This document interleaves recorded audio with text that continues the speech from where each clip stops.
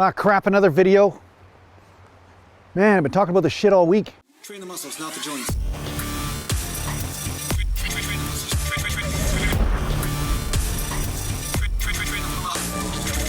Welcome back to Natural Bodybuilding, and today I'm going to talk to you a little bit about the fascination with the bro split and possibly where it all began. You know, where it all began, and maybe there's something to the bro split. Who knows, right? Who knows? Maybe the bro split is for you. Oh, great God of bodybuilding, what is the best training split? The one that makes you pumpy and lumpy, my son. So I always speak about this on this channel is that, hey, sometimes different workout programs will work for you better at certain times in your training career.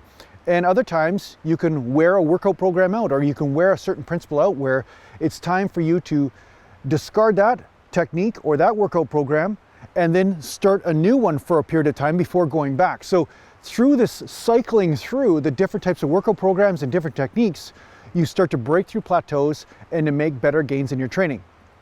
So what I recommend with my 2-day split programs is you go from 2-day split A, B, C, and D, and then you go to a 3-day split for a period of time, and some people would call a 3-day split a form of bro split. And then once you go through A and B program of the 3-day split, then you come back around to the 2-day split again, and you start to notice that, wow, you know what, everything seems to be fresh and new, and I'm getting the best possible results from this. So that said, there's a new re-emergence of the 3-day split or the 4-day split, often referred to as the bro split. In extreme circumstances, some people mix up the bro split into 5 different days. So they mix the body into 5 different days. So say day 1 you're doing chest, day 2 you're doing back, day 3 you're doing legs, day 4 you're doing shoulders and traps, and day 5 you're doing, you know, biceps and triceps and calves or something like that, right? So this is an example of how a 5-day split would go. I have found a new wisdom rock. And here you must listen to everything I have to say, because I have the sunset behind me and it's really pretty, and that means that everything I say must be true. Charisma and sunlight mean truth. And that's basically why the world is a mess right now.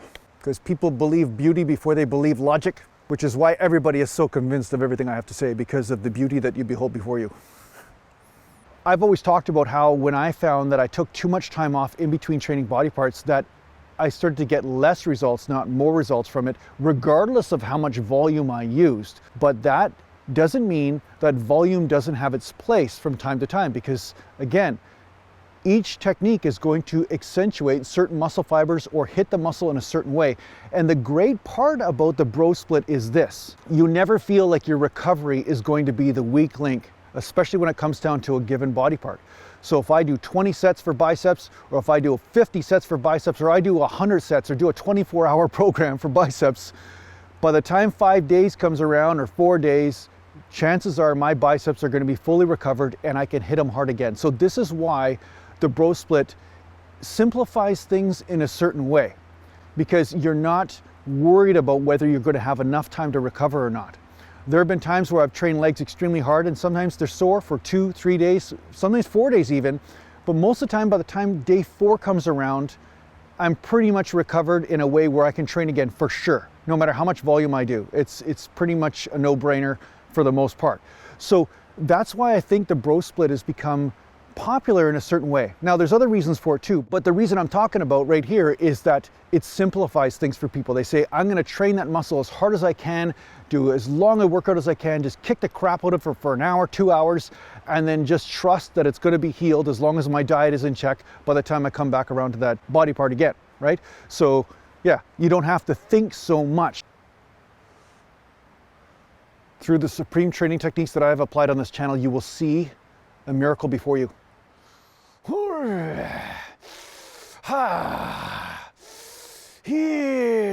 man, that stick is way too hard. I gotta get a different stick.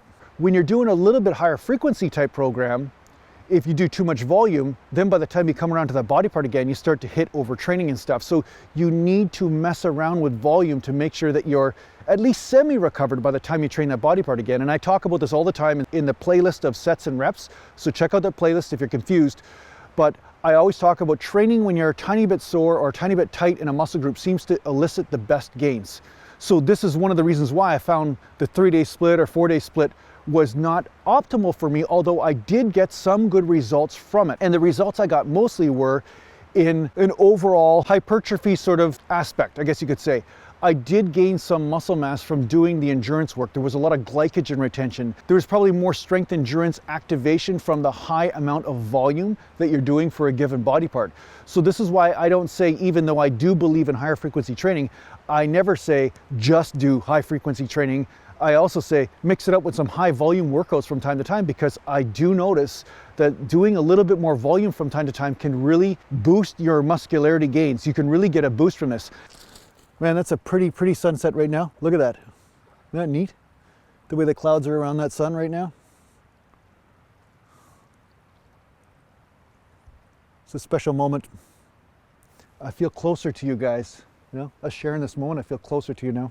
It's hard to believe that there's a lot of monsters in that lake with that nice pretty sunlight going on there, reflecting off the water. Mountain. Now, I think another reason why the bro split is becoming popular, or is popular with certain people, is because they sometimes have been doing a certain type of training for a period of time. Maybe it's been whole body workouts or whatever, and then of course when you try a new technique, the new technique usually will give you almost like semi-newbie gains, where you start to get gains from this technique and the body is shocked into some sort of growth. So the beginner mistake, or even the advanced expert mistake, sometimes can be that, hey, this new technique gave me growth, that means it's the best technique.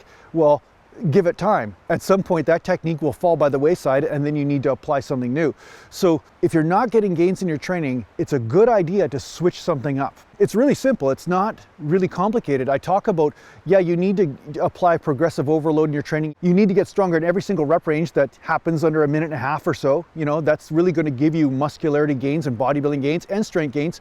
But in the end, if you're not getting results, switch something up. Switch the rep range up, switch the range of motion up, switch the exercises up, switch the order of the exercises up, switch the program up.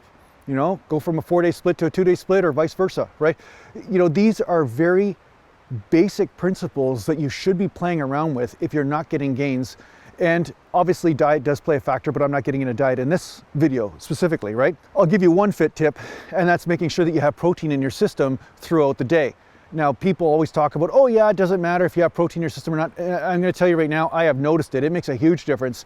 And one of the things I'm doing right now is I'm taking these things called super aminos, which are not BCAAs, but they're amino acids in the perfect ratio, so that way your body absorbs 100% of them, right? They're pre-digested aminos. And so if I don't have access to food, I take 5 or 6 of these, and 5 or 6 of these is about equivalent to 2 to 2.5 times the amount of protein you're taking in. So say you take in 5 grams of aminos, it's really equivalent to 10 to 12.5 grams or so of protein taking in that exact moment. That's highly absorbable, right?